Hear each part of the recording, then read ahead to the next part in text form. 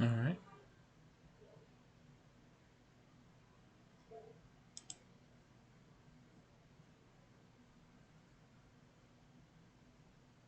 Let's see. Testing, testing. The game should be showing up any second now.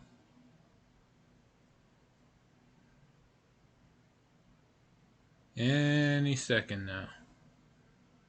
There it is. Alright. So, second try. Sorry about that. We are back with Wrath of the Righteous. The game crashed because I tried to play. I hit play, and apparently it was already loading up some new DLC that came in. Nothing too big. Apparently it's just extra tattoos and, character creation options for eye color and whatnot.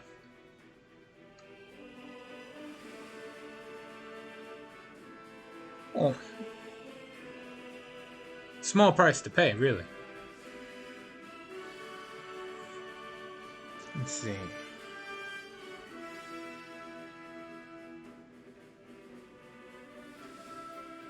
See the game crash. Insufficient RAM. Oh, alright. I guess. Alright, let's see if I can. I'm gonna hit next real quick to see if I can spot the new artworks and whatnot. We'll pick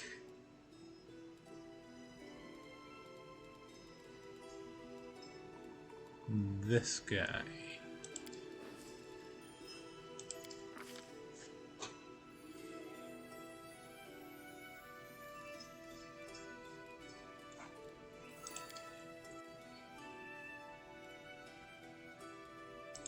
Sword thing. Alright, let's see here.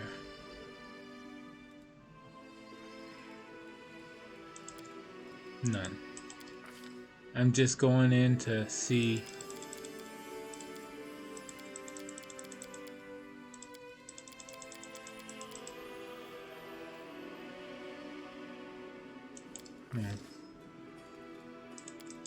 What options they have.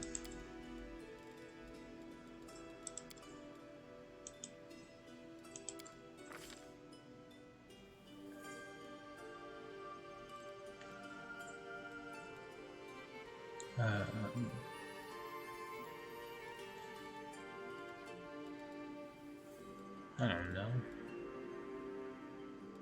Fast learner? No. Okay, an extra pool.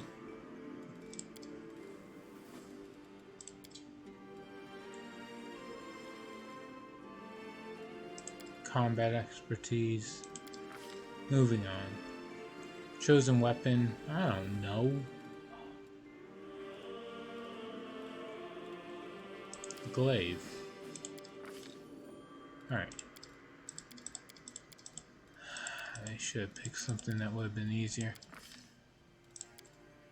Lystria. Let's go. Okay, good. Let's hurry up. Alright. Here's the new options.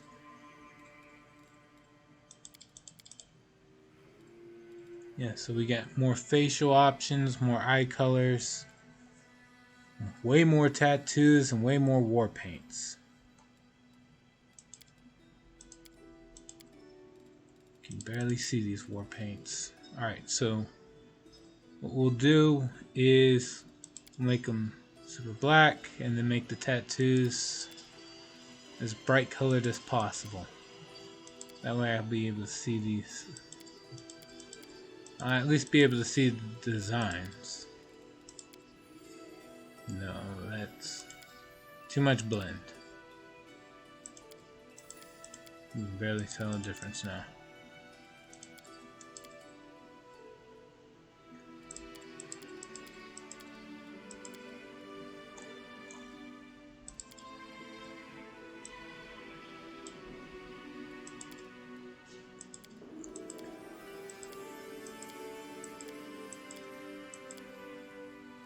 Oh wait, this one looks alright.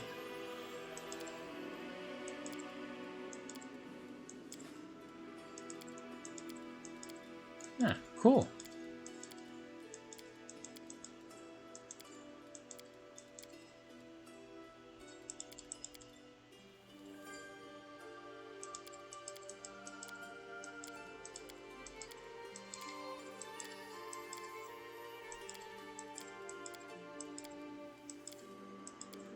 Alright, now we're going for the old ones.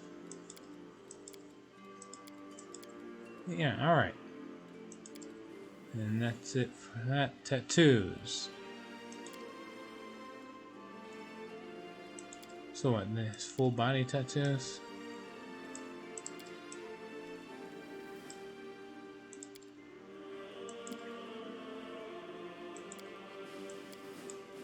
Wait.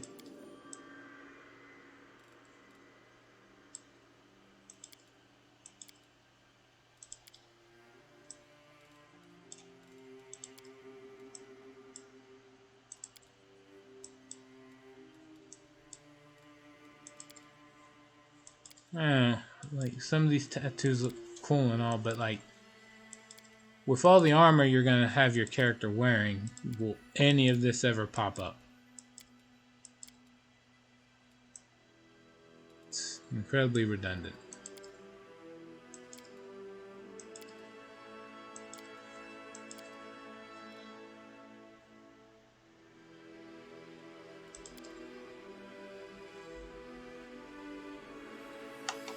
Let's see.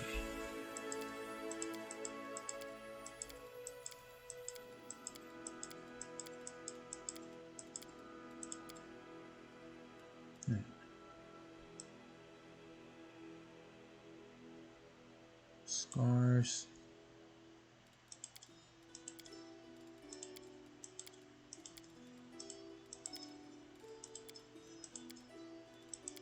Can barely see eye color.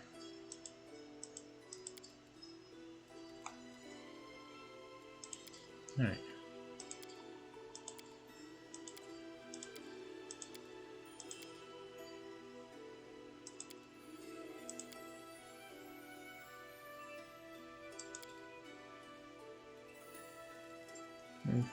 Next up would be the tieflings to worry about. I'll just pick anything. Hurry up.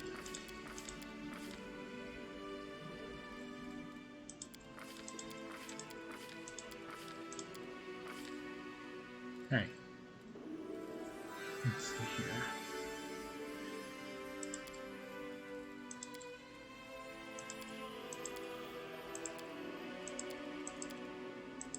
Alright. You pretty much got all the shades they were missing from earlier.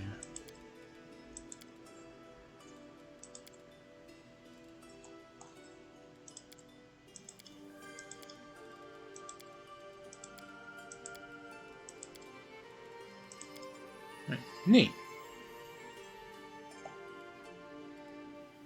Alright, well that's enough messing around. Let's go back to our original playthrough. Lewis and Wrath of the Righteous.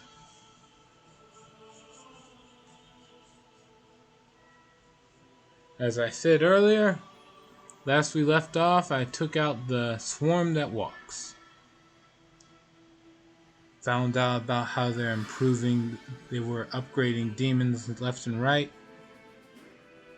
And now we're pretty much done here, so we're gonna go back to Dresden.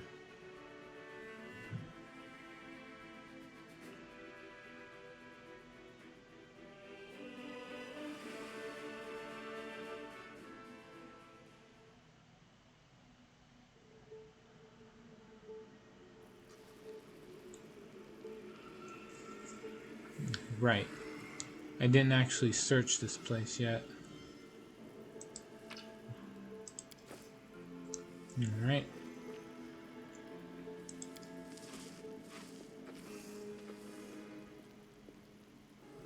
Magic sarcophagus with a tight-fitting lid. The locust creature can sleep inside it, unafraid that the swarm will disperse it.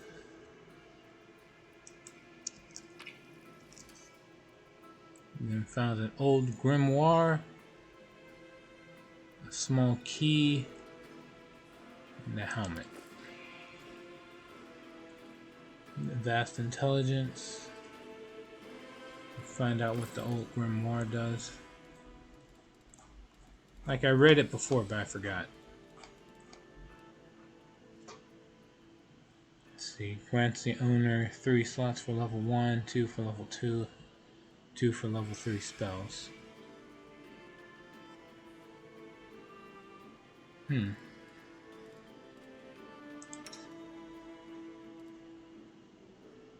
Could give it to Ninio. To you. Sure. And then the headband of vast intelligence.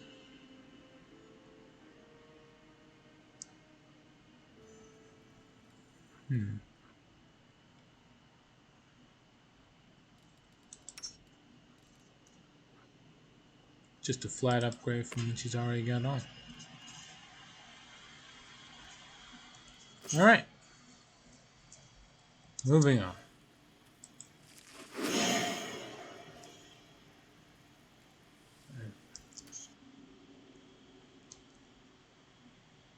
I'm prepared. Sure. 65% chance. We're just gonna save so I don't have to do this again. So I can just keep speed loading in case I fail it. Just because I don't want to use up a expert lockpick. I'm glad I was useful to you. Yep. Some fancy falchion. Touch of Mercy. Let's see what a Touch of Mercy looks like. +4 bleed weapon.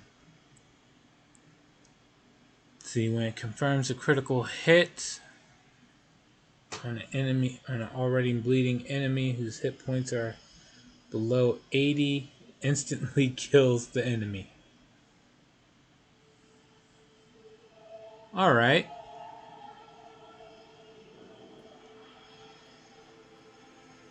Let's see.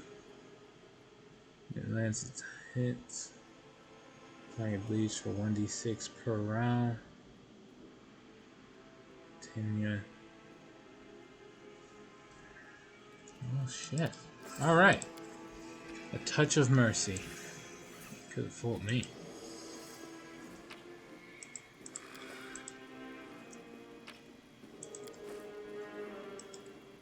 Let's see. What is this? Secret. 4. Right. Some more junk.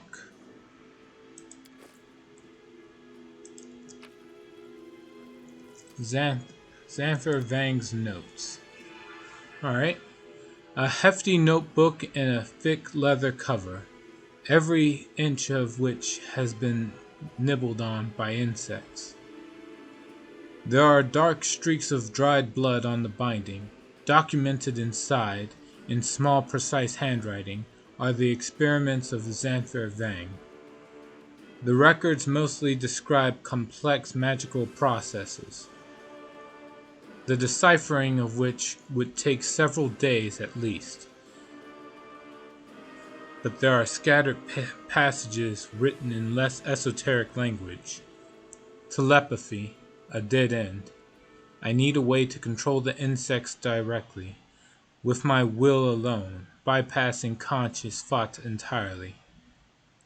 Parasitism, symbiosis. Test subject's skin is gradually ingested, replaced by the swarm. Result, failure. How do I stop them from eating through tissue? What is flesh? What is a body part? Planting larvae in the fatty tissues under the effect of indecipherable.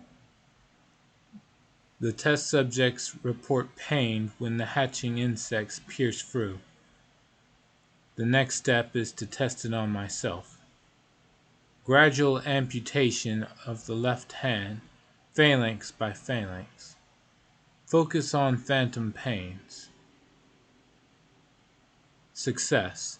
The locusts take the form of fingers, only half of the fourth and all of the fifth finger for now. The locusts are still not completely responsive to my will, but enough to be able to write with my new hands. The next problem, the brain. Dispersed cognition, removing consciousness to the astral plane. The test subject retains awareness when locusts replace up to 2/3 of the brain. Trepanation, success.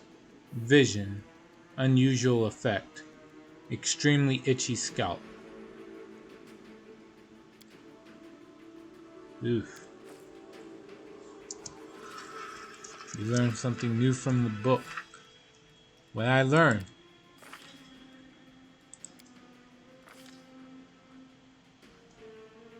Sanford Fang's notes. +1 confidence bonus against fear and frightened effects.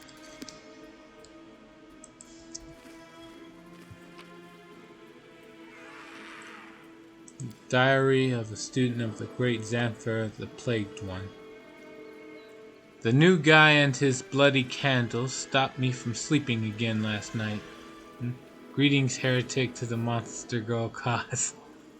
Dude, I'm not a heretic against Monster Girl cause. I just don't like I'm not into insect legs or arachnid legs.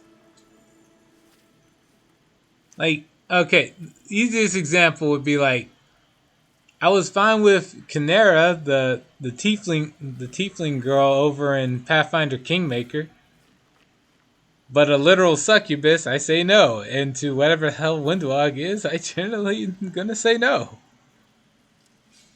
It's not Monster Girls entirely. Alright, moving on. I'm done justifying myself against the culture. Alright, let's see. The new guy and his bloody candles stopped me from sleeping again last night. He's trying to get to grips with the ritual before the more advanced students. We'll see how well he studies after I've chucked all his candles in the latrine. Yesterday, we were loading crystals into the machine. Our teacher watched our every movement. And no wonder. None of us have successfully performed the transformation ritual without his oversight. The new boy opened his gob to say something, but the plagued one shut him up quick. I think by sending one of his locusts under the new boy's skin. There's no time for chit-chat when you're working with Nihindrian crystals. They're worth as much as diamonds, and they're delivered here straight from the abyss. Oh, hold on. I'm actually looking right. Alright, I don't want another scenario where read through more than half of something and then it doesn't pick up. Alright.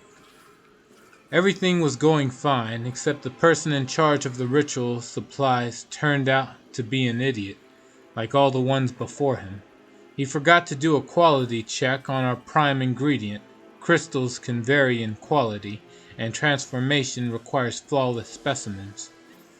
One time some lumpen, dull-looking crystal found its way into the machine.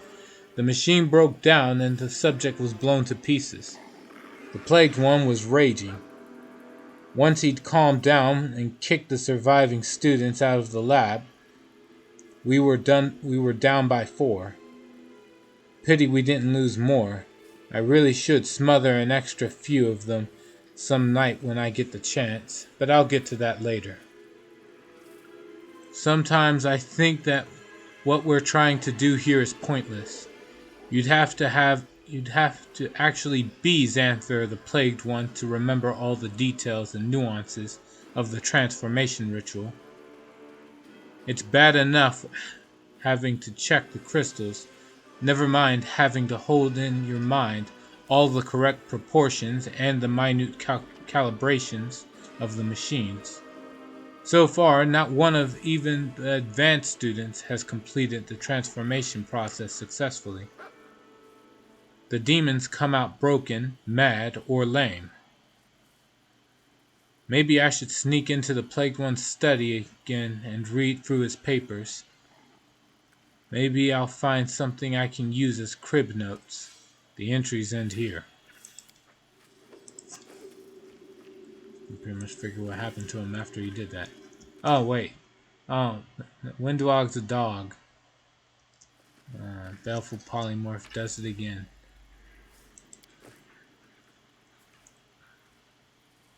Oh.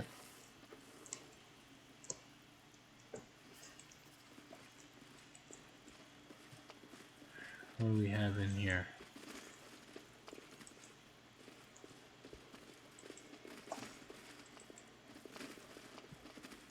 Oh. Oh, right. She did say there was a quick, easy access to here. Baphomet cultist. Is she more attractive to you now? She doesn't have spider legs anymore. No, now I'm even further on into saying no. Because she's even further away from being anything I would find remotely attractive.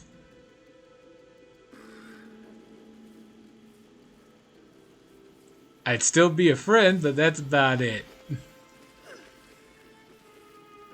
This is the we can be friends speech. The hell is she doing? Alright. You discover Jerebeth engrossed in a task. She is holding a locust between two delicate clawed fingers. One of the locusts that previously comprised Xanfer Vang. And you watch as she slowly pushes a needle into its body. The demon observes the locust's convulsions with fascination. This will require a lot of work.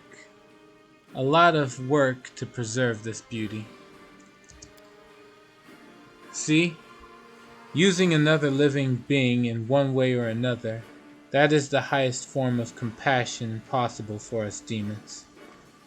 To coexist with others like we like, and to take pleasure in it is simply beyond our capabilities.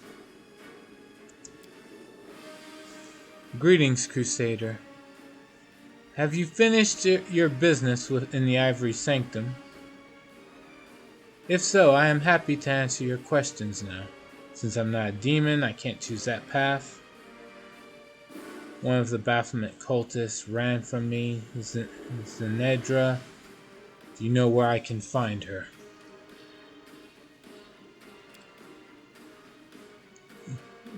Zenedra is a crafty and shrewd liar. She has a hideout right under your nose, not far from Dresden. Search the temples of your good deities. Search them carefully. One of them is larger than it looks.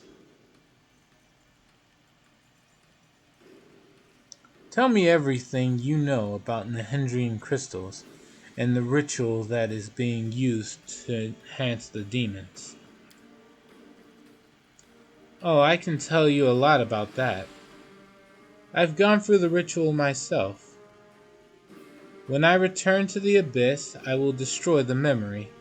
That feeling of incredible helplessness and pain, horrifying pain. The crystal is not like an ordinary magic potion you may have encountered before. It changes a demon's very essence, their soul, if you like. It changes you entirely. But you're hardly interested in my trials and tribulations. Listen, the crystals are brought here directly from the abyss, from the Midnight Isles, the realm of Lady Nocticula. With her permission and approval, Hepzimira, the daughter of Lord Baphomet, oversees the shipments herself. Xanfer has always been in charge of the transformations, but he was not the one who devised the ritual or discovered the crystal's properties. The architect taught him that. She, Arilu Vorlesh, is unbearably arrogant. She thinks she has the right to push real demons around. So don't think that you've solved this problem for good. Sooner or later, Arilu will share the secret of the ritual with another. And demons more powerful than you will inundate the lands of the World Wound once more.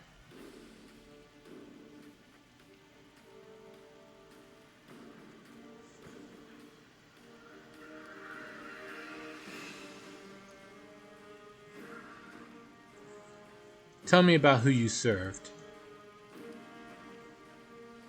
Who commands the demon forces in the Worldwound? Lord Descari was the one who started the invasion. Arilu Vorlesh opened the Worldwound for him, and she expanded it for him. Later, he was joined by my master, Lord Baphomet, now former master. Few people know that Lady Nocticula has been helping them, from the shadows as is her wont. But commanding forces, battles, all that is beneath the notice of the Lords of the Abyss. Each of them have their archpriest. Descari has his echo, literally a lesser incarnation of Descari himself. Baphomet's forces are led by the ruthless Hepzimira, his daughter by blood. Echo. Echo of Descari. Long before the Worldwound opened, the demon lord Descari knew of the weakness in the fabric of the material plane in Sarkoris. In a gambit lasting generations, the lord of the Locust host established multiple cults throughout northeast Avestan, culminating in the transformation of the mightiest of his priests into the Echo of Descari, an avatar who could bring Descari to Sarkoris and tear a hole in reality to the rasping rifts. Only the god Erodin's direct intervention foiled the scheme. Erodin drove the Echo of Descari and his armies into the Lake of Mist and Veils in 4433.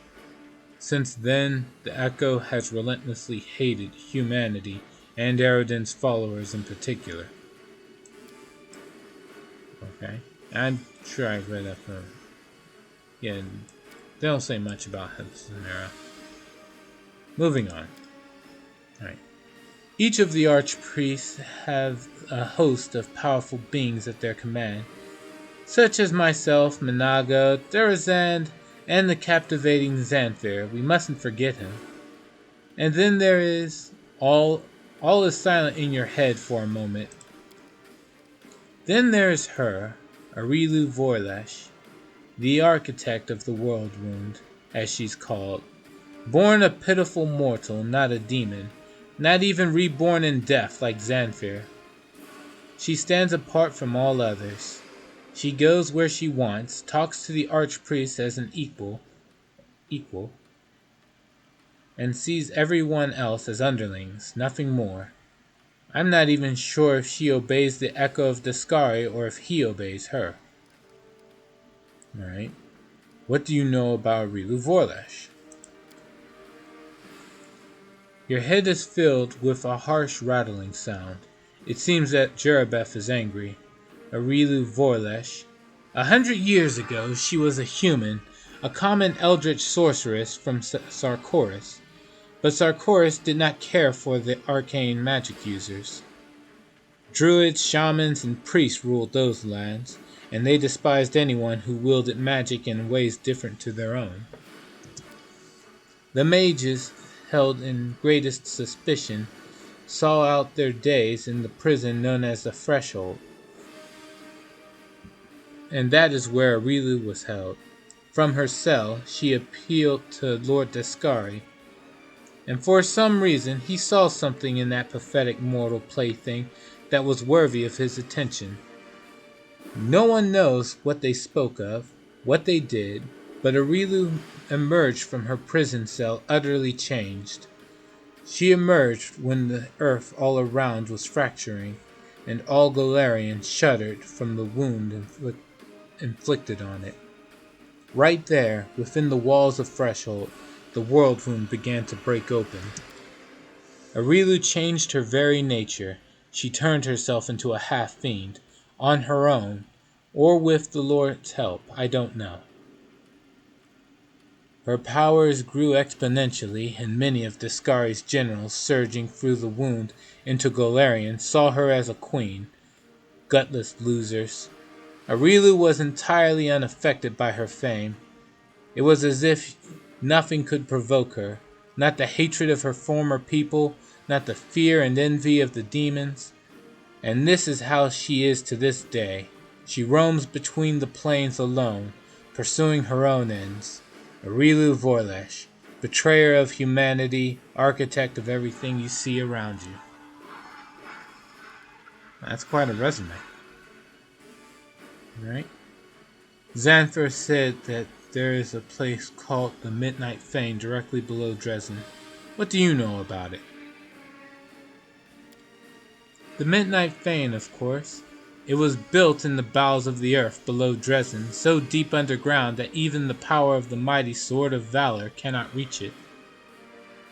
It is a chapel of 3 demon lords, Descari, Baphomet, and Nocticula.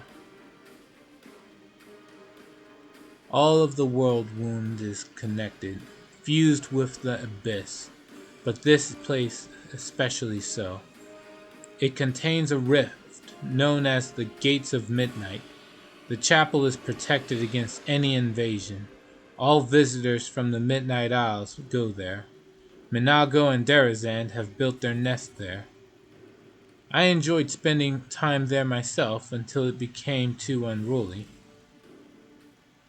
Chaotic, you fulfilled your part of the deal, and I no longer have any use for you. As a demon, you should have expected this. I've found out everything I wanted to know. Goodbye, Jerabeth. The narrow shadow bows to you. Doing business with you has been interesting, Crusader. Farewell. I am leaving for the Abyss for a new patroness. Some place where Hepzimera's wrath cannot reach me. Perhaps one day the World Wound will again be a place where I can continue my game. But perhaps not. Who knows? Alright. If only you were a demon, you'd know what the hidden option is. Yeah, I heard that a demon path would wind up having me kill a lot of people. So, it's probably better if I don't.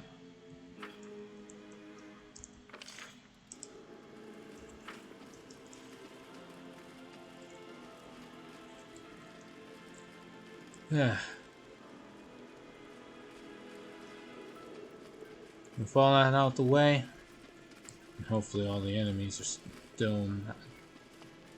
Yeah, I dealt with all the enemies, so I should be able to get out of here easy enough.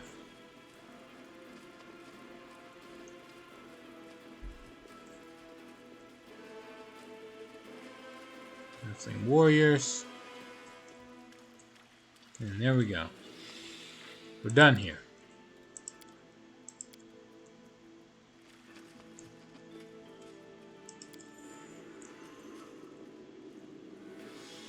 Let's see. What is wrong with killing people? It is our God-given right to perform wanton slaughter.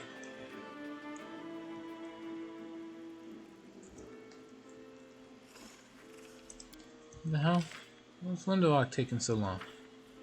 Oh, right, she's a dog. She moves at half speed right now. Do you have remove curse? Yes, you do. Okay. Sud is restless. I wonder why.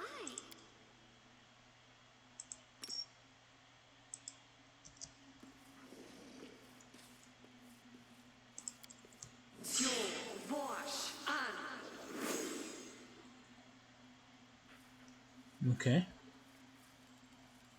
Fails to dispel... Why does it fail?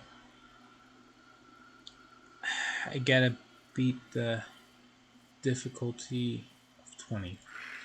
Okay. I thought it was supposed to be an auto succeed, but okay. The dog should be faster as a dog. Apparently not. I think it's because it's the Baleful Polymorph, not the regular dog stats.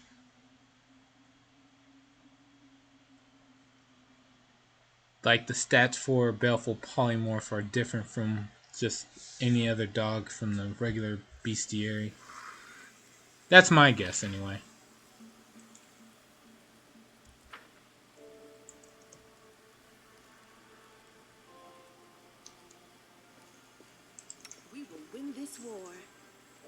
Oh, you know what? Maybe I should give that Grimoire over to Sela. Her being able to cast, like, a paladin having a larger pool of spells is way better. Or it should be. Let's see, what the hell is it? Oh, here it is.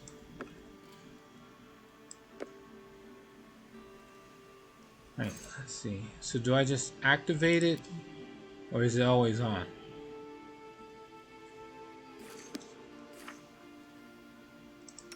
Alright, 4th level spells is a no, of course.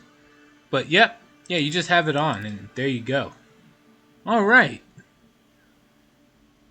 Also, dogs can bite. I recently learned that in Baldur's Gate, Baleful Polymorph turns people into squirrels. Why'd they change that?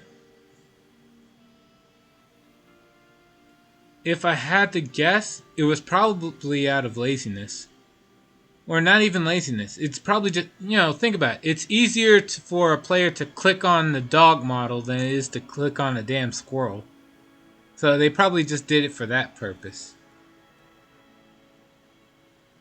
And again, I'm just spitballing. Either that or they already have, dogs as a model in the game, so it's easier to just use that than to make a new one. Alright, now what should I add here? So, level 1 spell. I thought it was supposed to be level 2, but I guess for Paladins, Lesser Restoration is a level 1 spell. I'm going to add 3 uses of that. Let's see. What should I add here? Blessing of Courage and Life? I'm not exactly sure what's a good 2nd level Paladin spell, because when you have options like this. Let's see. Bestow Grace, Blessing of Courage and Luck. Let's see. +2 morale bonus.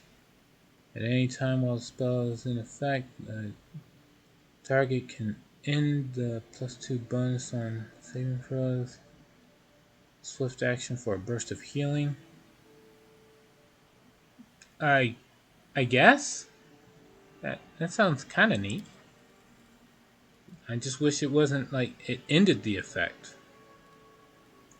Let's see. Litany of Eloquence.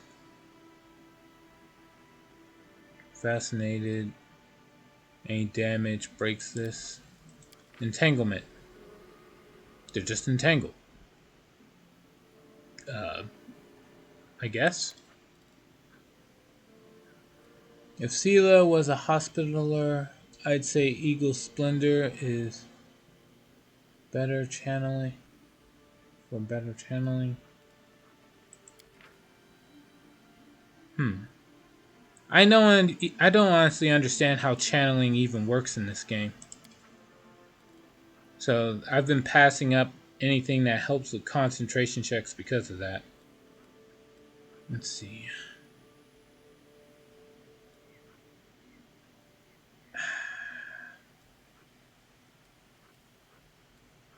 I guess Litany of Entanglement. Just being able to entangle targets as a swift action is pretty good. So we'll go for that.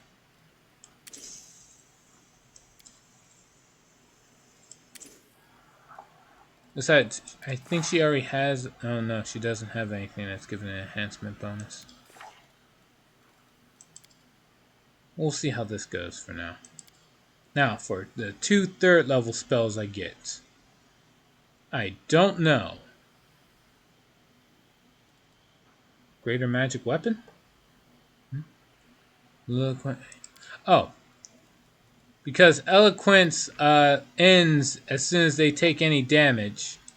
And Entanglement doesn't say that. They just get entangled. There's nothing saying that damage will stop the effect. That's why. Otherwise, yeah, Eloquence would be fine. If a target's fascinating, you damage them. Is it an auto crit? Or like, are they like prone to a coup de grace? Because that'll make me change my mind. If you make a target go to sleep, you can coup de grace them. If targets that are fascinated are under the same limit, then yeah, that's great. Let's see. Holy Whisper. Holy Whisper only damages... Yeah, Holy Whisper powers up allies and damages evil creatures. I guess, but you know what? No. Archon's Aura is pretty good too. Let's see. Probably pass up that. Yeah. And we'll get another Holy Whisper. Why not? It's the worst that could happen, right? Alright. There we go. Just to reiterate. Holy Whisper. Let's see. Fort save. Evil creatures become sickened for 1 round per level. Evil outsiders and evil aligned dragons and undead also take 2d8 points of damage if they fail to save. Good aligned creatures gain a +2 sacred bonus to attack and damage rolls for 1 round. Oh, only 1 round. Oh, screw that. Never mind. A second use of Archon's Aura. It's fine as a one-time blast burst storing damage, but like the Archon's Aura is way more consistent. Unless you have a better suggestion here for a 3rd level spell.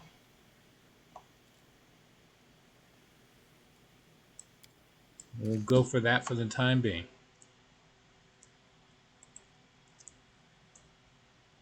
Alright.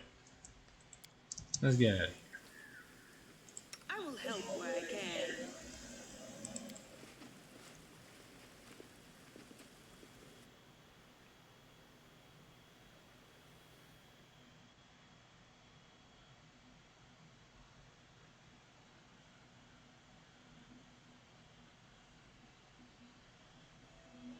Wow. That guy flew. Should probably kill that guy first before I do anything else.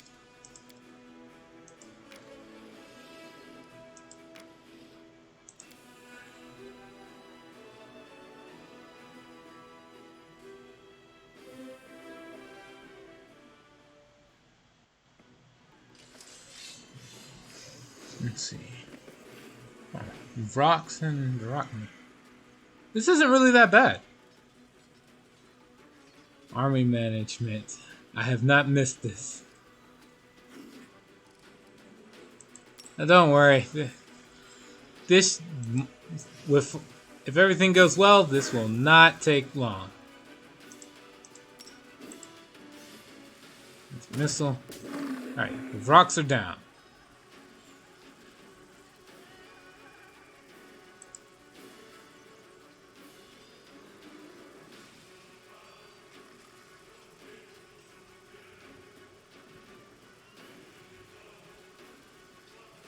Flyers.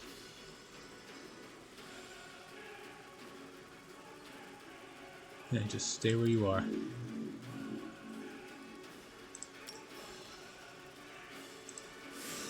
There's them. Stay where you are. Good. Alright. We'll finish off. Yeah, alright, done. It's a done fight. Thankfully, there wasn't a whole lot of army management there. Just blast them. Army strength 7, my ass.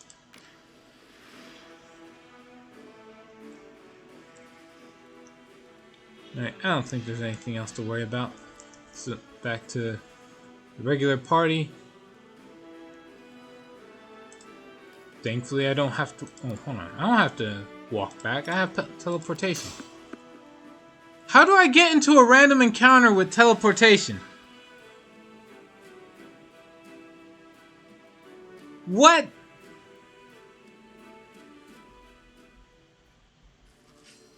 The hell was that? Why am I here? Oh, right. I guess I was supposed to have a quote unquote random encounter that wasn't so random. Okay. Foreign autumn haze. Before you, exhausted and seated on the ground, is none other than Thorn. He looks up at you in surprise. Commander, I wasn't expecting to see you here. It appears my luck hasn't run out just yet. May I ask for your help? You notice a sizable amount of blood pooled by his legs. A belt is tied around one leg below the knee. But that doesn't appear to have stopped the bleeding. What are you doing here? I was tracking Kaylessa and found her lair not far from here. Sure, buddy. Again we fought, and again she was able to wound me. She is following my trail here as we speak. Obvious trap is obvious, but hey. What do I need in order to beat this? A 13. Assess Thorn's wound. Of course I failed it. How badly did I fail it? Oh, yeah, there was no way. Of course, it's me. By the look of things, the blow hit a major artery. A lot of blood has pooled on the ground. If Thorn doesn't get help soon, he will die. So much blood. He should have lost all strength and collapsed by now. How odd. Is he really that strong? Sure, he sure is. Watch, I will survey the area. I need a... What do I need? I need a 10. So I got a pretty good shot at this. 50-50. Of course, with my odds, there was no way. A 7. Yep. This is par for the course. This is indeed scripted, Atrocious. Fucking hell. Even if Thorn's enemy is still stalking him, there's no sign of immediate danger. It's quiet. You hear no clanking of weapons, no footsteps. It's A-OK. Approach Thorn and help him. There's no way. I don't find this suspicious at all.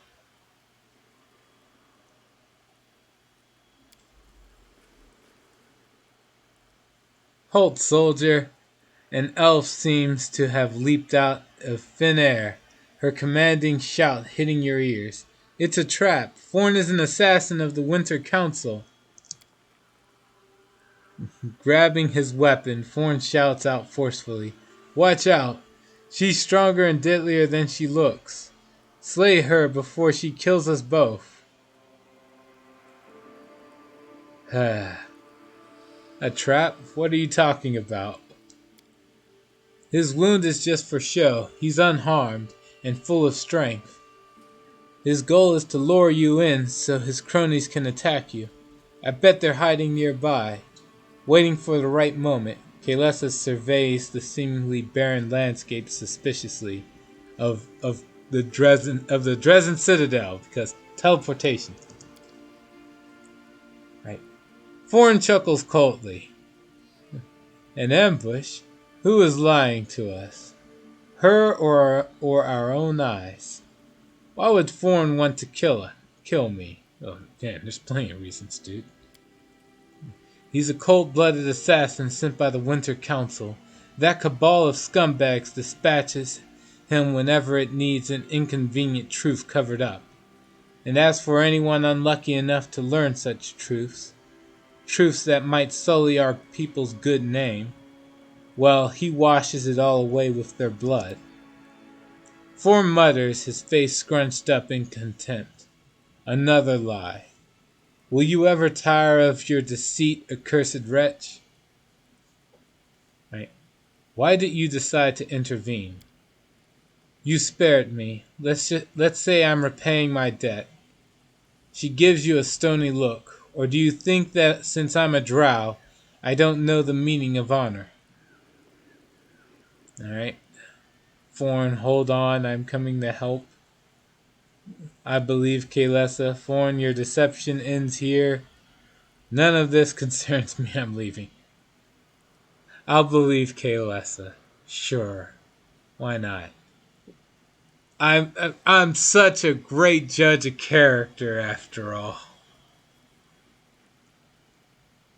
Sure, believe Kaelessa. Oh shit, there really was other people. Form rises to his feet. His movements make it obvious that his injured leg was nothing more than a ruse.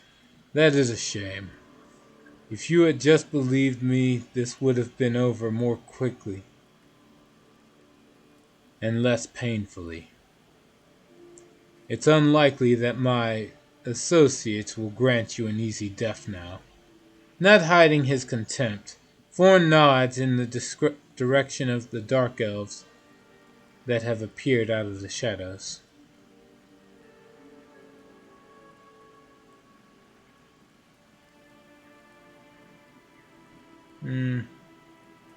Thorn, have you gone mad? I was tasked with keeping the secrets Kaelessa discovered from getting out. Knowing your reputation, I was certain that you would otherwise have unearthed them in short order. Therefore, I had no choice but to do this. No one is to blame for this. It's just the way things turned out. Who do you really serve? Thorn's voice is full of pride. I serve my people and no one else. Being an elf is not just a privilege, it's an obligation that I bear with honor, no matter how heavily it may weigh on me at times. Kaelessa's words are cold and biting. Liar, you serve a pack of unscrupulous scumbags, a clique of self-righteous schemers. In order to protect their lives, you murder the innocent, and then you hide behind words like duty. Alright.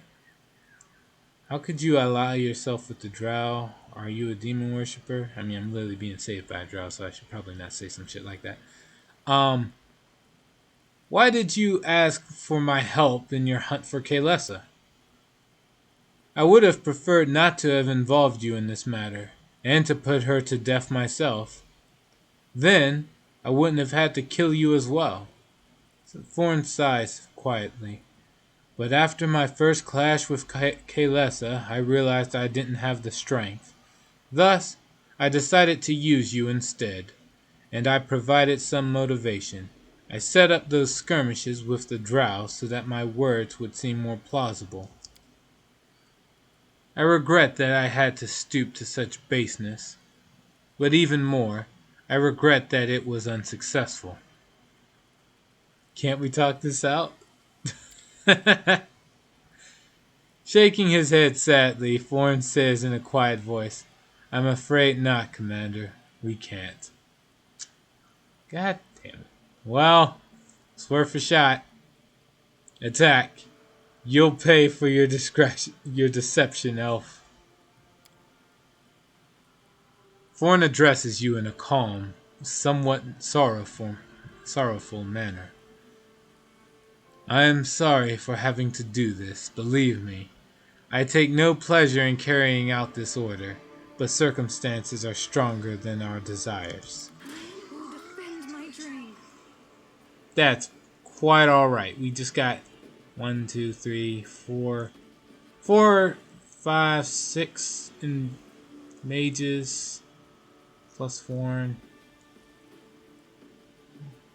Yeah. Alright. We'll turn on turn-based mode.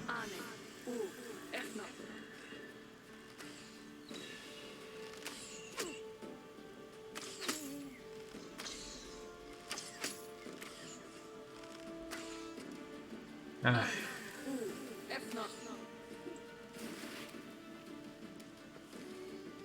Okay. So, Windwalk.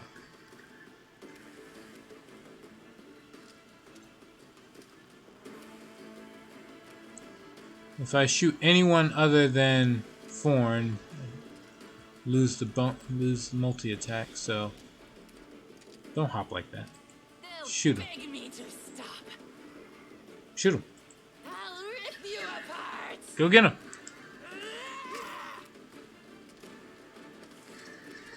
Okay. I don't know what the hell that was about. Death to the elves for the dwarves. I'm pretty sure that's the wrong setting.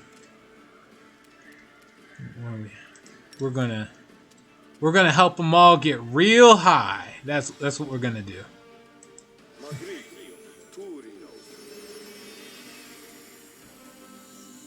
Then run up.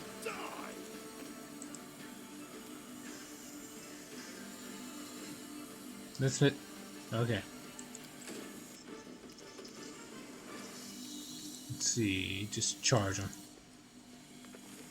Go get him, Seal. There you go.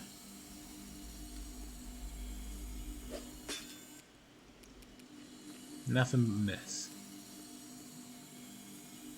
Alright, I'm gonna have you do.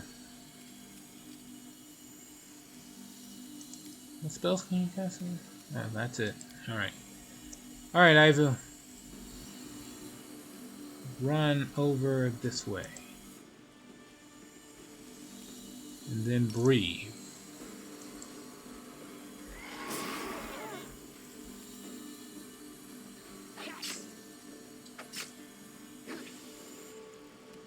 Yeah, she's fine. Alright. I would cast more powerful spells, but like the Shadow Demon being summoned is usually the best thing to do here. Alright, then just move up.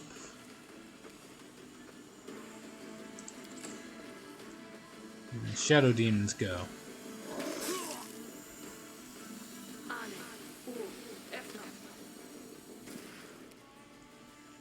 Alright.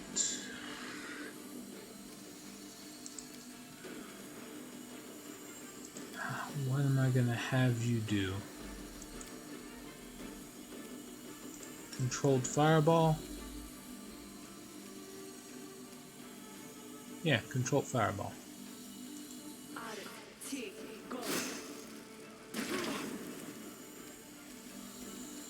Good job.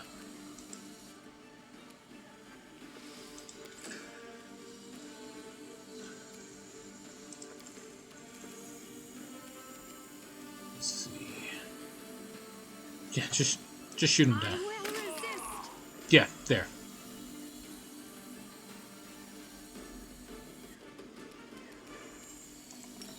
Can you charge anyone? Yes. Come on, that makes no sense. A rampaging Triceratops goes right up to you, and you miss. Okay, that's just embarrassing.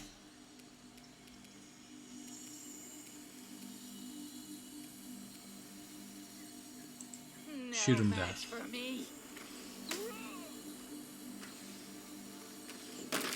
There. God damn. Alright, that guy's just way too high. Can't even keep his balance. Alright. Just charge this guy.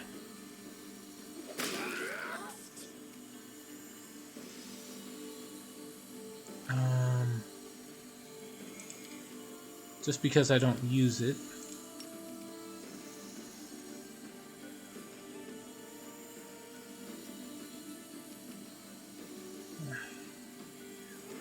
Guess that's not a good time for this.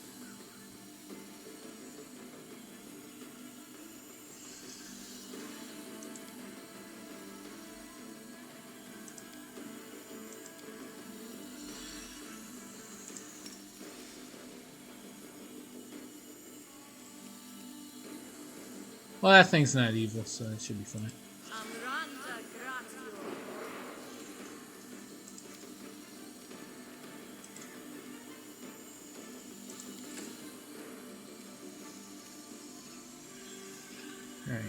I would just tear it apart. Miss, miss.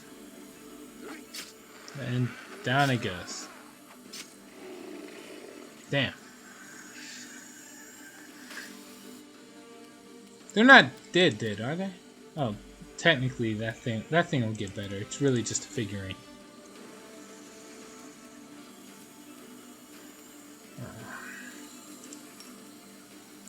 Better to worry about. Just Phantasmal Killer. It's just some psychic damage. That's fine.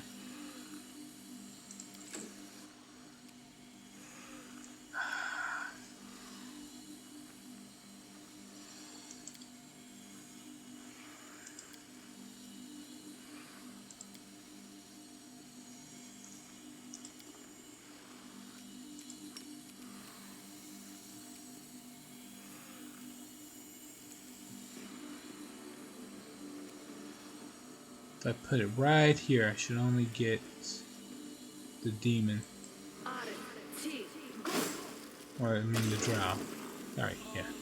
Yeah, we're good.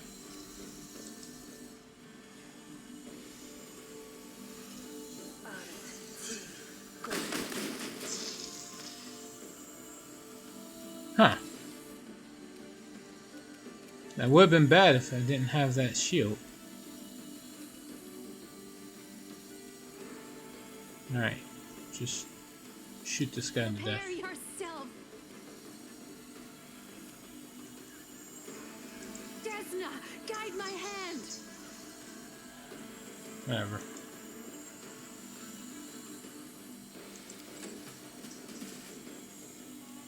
Oh yeah.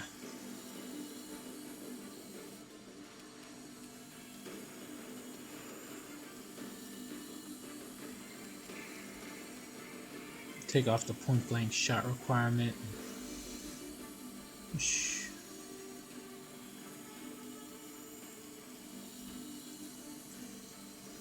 Shoot this guy down. They'll beg me to stop.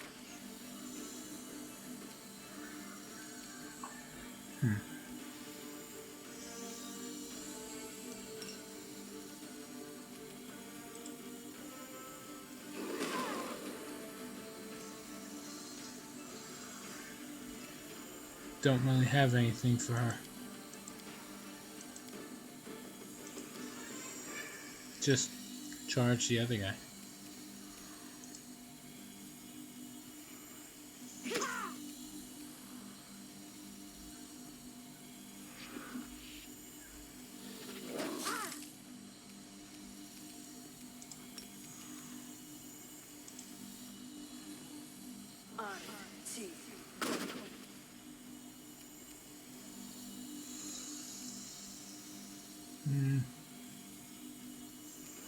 Okay, straight to you.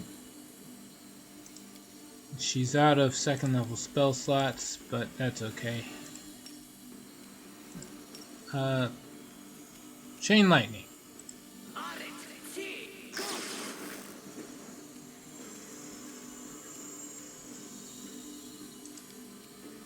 Alright, yep, that's it for you.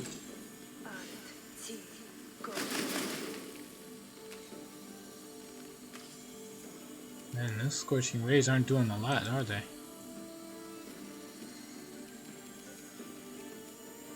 So just shoot them down. Yep.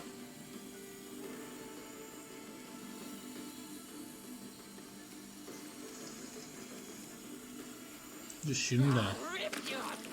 Yep. And just beat them down. There! That's all of them. Okay. Even in the face of death, Thorn maintains a calm, melancholic expression. I knew I would die like this, on the edge of the world, defending the threads of nobility that weave my race into a single glorious nation. Well, at least I do not die in vain. Whose orders are you following? He just smiles sadly. You think that, since I'm at death's door, I will reveal the secrets of my superiors? You're mistaken. I, and others like me, know how to make our hearts stop beating before any treacherous words can spill from our mouths. I will remain loyal until the end.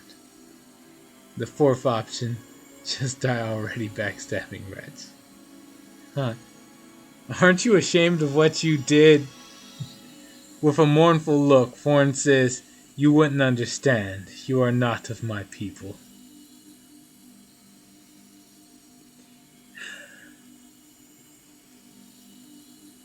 Yeah, sure, the fourth option. Just die already, you backstabbing wretch. No, wait, hold on. Do I have like a lot of backstabbers in my party? Let me see.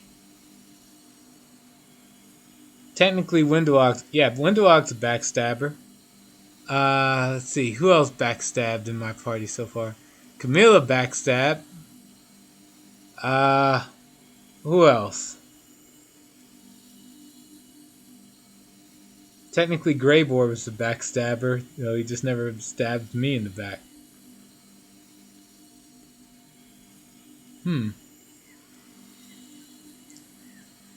Yeah, I'll just choose. I'll just say rest in peace. Thorn closes his eyes, and a quiet, peaceful breath escapes his lips. His chest stops heaving, and the fingers he had wrapped around his weapon go limp. There's a deep bitterness in Kalessa's voice. He even managed to die gracefully, despite being a complete scoundrel. No event, a letter about Kalessa, hiding the truth about Kalessa. Alright. Can I finally get an explanation as to what just happened? Thorn wasn't a dark hunter, he was just a hunter. He served the Winter Council, a powerful elven organization. It wants me dead because I've learned of a very dark secret. That's why they sent Thorn to kill me, and everyone I could potentially have told about it, meaning you, soldier. And tell me about yourself, the whole truth.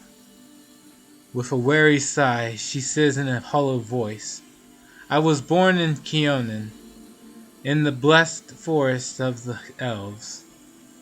I was different back then, pure and noble. But no matter how beautiful and fair Keonan was, it had its share of injustice, cruelty, and crimes committed with impunity. And I never could stand crimes going unpunished. I joined the Sunset Wasps, a secret sect of vigilantes dedicated to Callistria. By night, we would bring justice to those whom the law had failed to punish, liars, traitors, molesters, murderers. But the further we went, the more our doubts grew. We asked ourselves, how reliable was the information we were getting? Could there have been any mistakes? Alas, it was too late. The whole time we were puppets in the hands of a priestess of Dascari by the name of Enemora. That monster had been toying with us, using us to kill innocents. The Wasps was revealed to be a locust,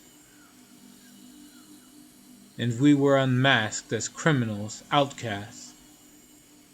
We were wanted and had nowhere to turn. The only option was to bend the knee to Enemora, who promised us protection. I was the only one who refused, but I was captured and taken by force. Then, under Enemora's watchful eye, our apprenticeship began. We did dark, horrible things, bathing in violence and spite. Myself included, I did them too. At first, I was controlled by magic, then they broke me. And the dark fate, the curse of our people, took us one by one, until finally it embraced me as well. When I saw the monster I had become, I mustered what remained of my will and fled. I wanted to tell everyone the truth, tell them how we were caught in the demon's trap, let the world know about the dark fate. but Anamora's hunters, my former comrades, they came for me, and they weren't the only ones as it turned out. Alright, tell me more about Anamora. She is a true drow, one who was never a normal elf. And even among drow, she's a dangerous monster, the deadliest of Daskari's servants. Fear her. Her flesh nurses swarms of terrifying creatures. In her mind, I've learned the danger of her guile firsthand. The Winter Council, what sort of organization is it? The Winter Council is a legend, but few doubt its existence. It's said to be a clique of influential elves of Keonan, a mysterious group that watches over the interests of elvenkind, protecting them, by any means necessary. Murder, espionage, blackmail. No tool is excessive for them, if the reputation and honor of the elven nation are at stake. When I decided to tell the world the truth about the Dark Fate, the bane of our kind, I signed my own death warrant in the eyes of the Winter Council. They don't want elves to be tarnished by their association with the ignoble drow. They're too scared of being held responsible for the crimes of their dark cousins.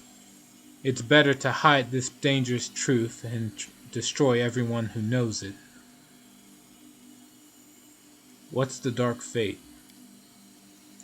It's been assumed since time immemorial that the drow are either a degenerate branch of our kind or an abhorrent perversion, a mockery fostered by the dark gods. But the truth is that the chasm between the elves and the drow is much smaller than one might think. Any elf can become a drow, absolutely anyone. Whenever an elf commits unthinkable evil, letting darkness into their heart, they may one day transform. The Dark Fate is a state of the soul of an unrepentant malefactor who detests the light. An elf like that is no different from a drow, both in appearance and in spirit, and thus they become a drow. Kaelessa smiles mirthlessly. Her face shows the immense fatigue of the months of wandering, fighting for survival. Such cruel irony. The elves were trying so desperately to convince everyone that they have nothing to do with the drow, the most vile, horrid race in the world, and it turns out that the distance between a normal elf and a drow is but a single step. I see. So what now? Now I ask one last favor of you. I still have friends left in Keonan, real friends, ones I can trust. Send a letter to Avenera, to the leader of the border defenders. Recount my tragic tale so it doesn't die as the Winter Council wants it to, since I won't have the chance to speak this truth myself. Because you will have to end my life now, soldier. She looks at you calmly, warily. There is neither fret nor fear in her words, only a plea for and acceptance of the inevitable. Maybe my mythic powers can return you to the path of light. Your curse can't be irreversible. Deep-seated fear appears on Kaelessa's face. No more. I've already been changed once, and I won't let anyone do it to me again. Even if you want to save me, know that I would sooner slit my own throat than allow my soul to be reshaped once more. What if you can still be saved? If there's a dark fate, could there be a light fate? Maybe good deeds could heal you. With a bitter smile, Kaelessa shakes her head. A light fate? Wouldn't that be nice? But no. No such blessing exists. The road into darkness goes only one way, and I've almost reached its end. The dark impulses in my heart have been growing stronger by the day. It's been getting harder and harder to remain myself, to resist the urges. I've spent all my strength. When I saw Thorn dying, I almost howled in delight. I wanted to dig my nails into his face, gouge out his eyes, mangle him, and rejoice. It's not me anymore. It's the beast I've been turned into, and it will break free very soon. These are the last minutes of the old Kalessa's life. Please, don't delay, and spare me the fate of becoming a monster. Is the curse that's damning you truly stronger than a passionate heart? Stronger than a pure soul? Even as a drow, you will retain your memory, your personality. You could still do some good and struggle against the call of evil as before. Kalessa covers her eyes warily. I understand why you'd want to believe that so badly. You're afraid that you might be damned too. I don't know. Maybe you will ascend from darkness, but that path is closed to me now. I'm exhausted. I can't fight anymore. Why do you seek death? The dark fate is claiming me. I can feel the malevolence and the hatred in my heart growing fiercer with each day that passes. The memories of the crimes I was forced to commit are clouding the world before me. I refuse to tread this path any further, to turn into a monster. If you have any mercy, I beg of you, kill me and end my torment. She's right. She's in pain. I can see it in her eyes. This pain can't be healed, so it'll be a mercy to let her go. Oh, damn. Even Ember. Ah, fucking hell. Deliver the killing blow. I'm sorry. Goodbye, soldier.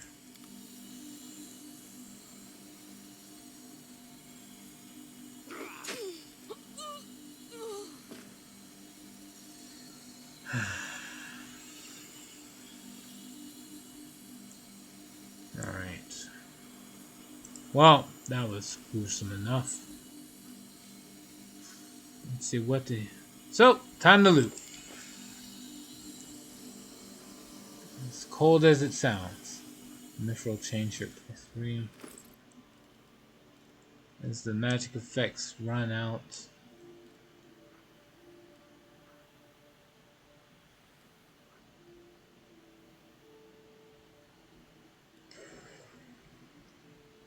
Second chance. Let's see. Crits on a 15. Oh shit.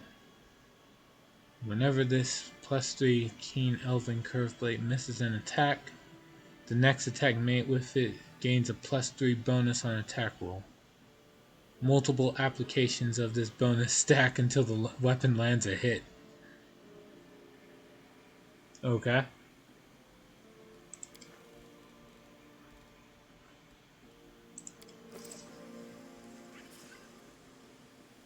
And the cloak was just a +2 cloak of resistance. Kalessa just had a composite longbow and a fancy arm. And some leather armor.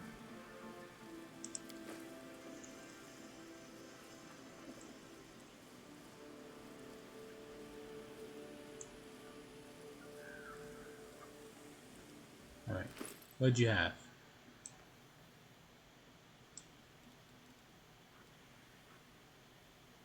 Just a +3 composite bow.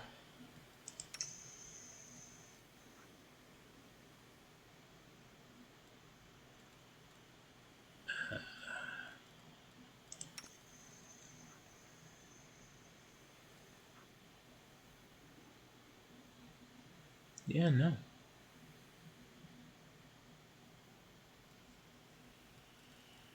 Maybe the buckler? No, it's the +3 buckler. No, screw it. It's just loot.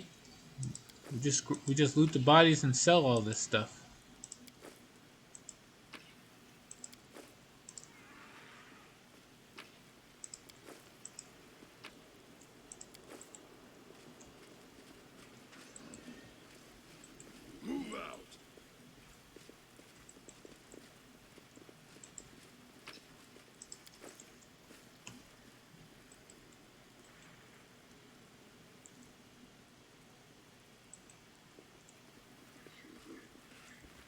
Alright, where the heck's the exit? Right here.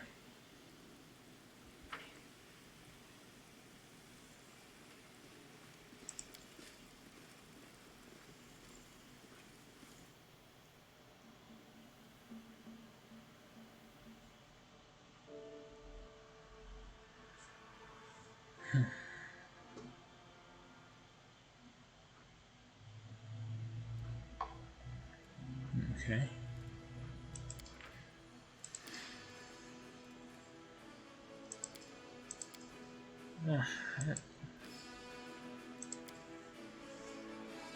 Sad end.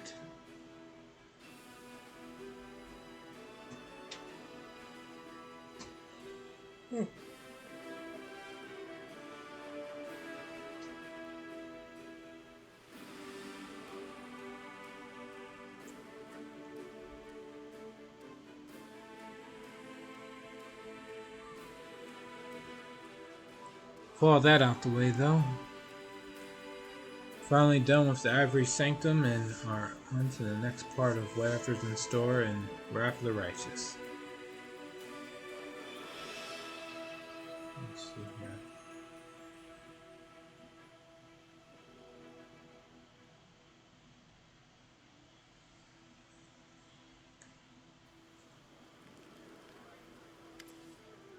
Oh, shit. The Hand of the Inheritor. Alright. He doesn't have a face. It's just a faceless helm. Okay, sure, why not? Hand of the Inheritor. The resonant voice of the majestic angel rings out through the hushed streets of Dresden. You hear his words from afar. They concealed it right under our noses, and without Xanthir's notes, that incarnation of corruption, even I would not have been able to locate the barrier.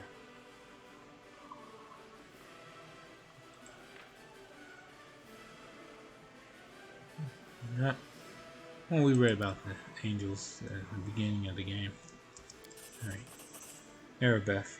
Surely the herald of the Inheritor can rid us of this scourge.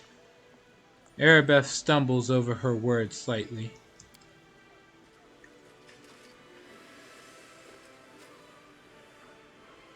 It is impossible, righteous one. I cannot do it alone. But wait. I hear the steps of one who brings hope. I am the Hand of the Inheritor, herald of Iomedae the Lightbringer, and I greet you, champion of Golarion. The angel is gleaming gold armor. The angel in gleaming gold armor drops to one knee. It looks so fucking cool. Alright, let's see. Please arise, such displays are unnecessary. Greetings, warrior of heaven, and thank you for your help in the Ivory Sanctum. Chaotic. Can you stay like that for a little while? Every single person in Dresden hasn't seen the goddess's messenger kneeling before me yet. I'm not saying. See, evil. I hope you have come to be useful and not meant to meddle in my affairs. Oh. Choose the good option. Please arise. Such displays are unnecessary. Forgive me if I embarrassed you. I see no shame in paying rightful homage to a hero such as yourself.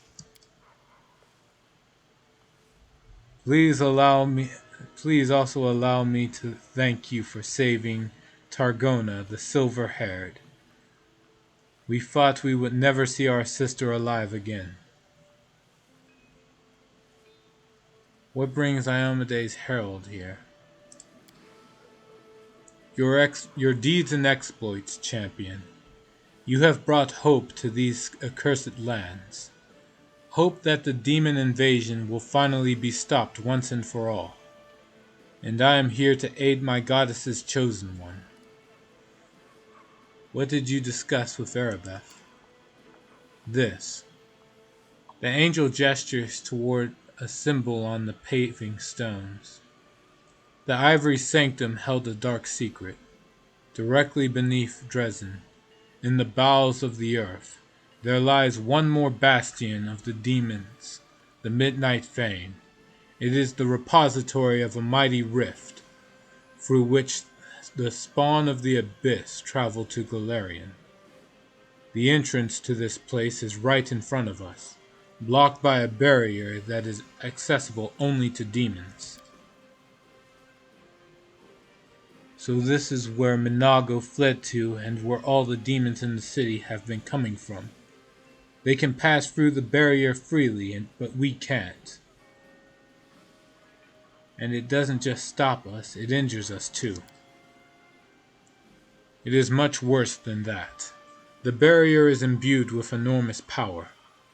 An attempt to break through will trigger a magical explosion. I could protect you in the city from it, but even my powers will be insufficient to hold back the chaos and open the way. This is what disturbs me most. We cannot allow the demons to rebuild their armies and plot their next attack right below the sacred heart of the crusade. Let's see.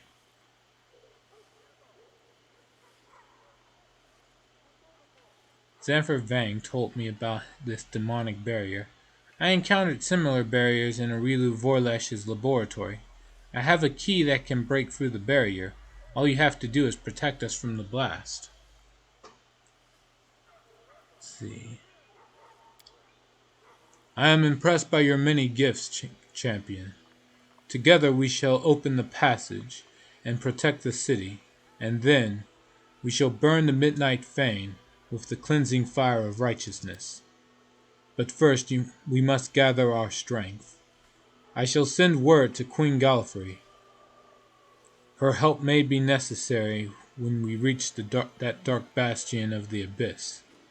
The Queen will heed my call and arrive quickly, within a month. You must use this time to prepare to attack the Fane.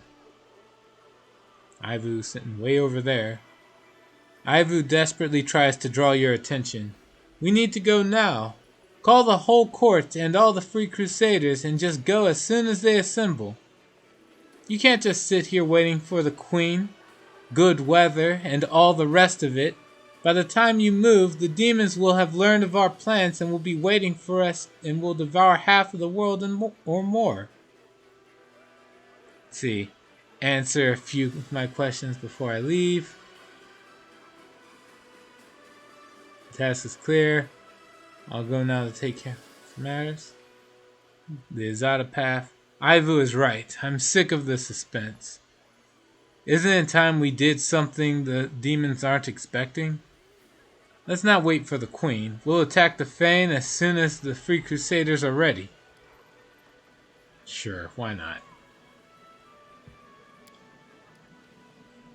Astonishment rings in the angel's voice.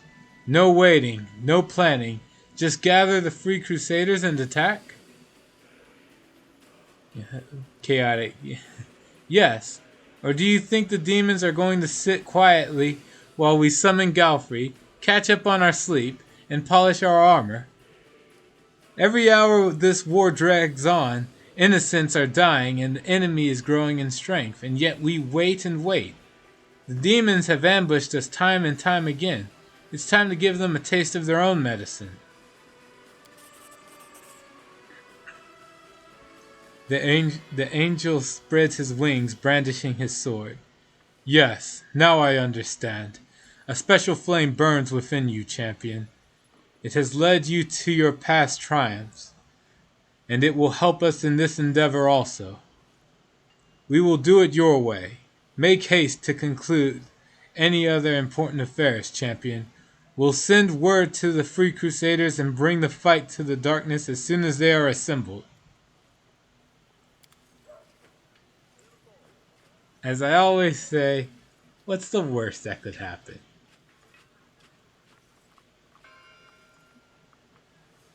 Oh, right. Dead Triceratops. I guess that is something that's among the worst that could happen.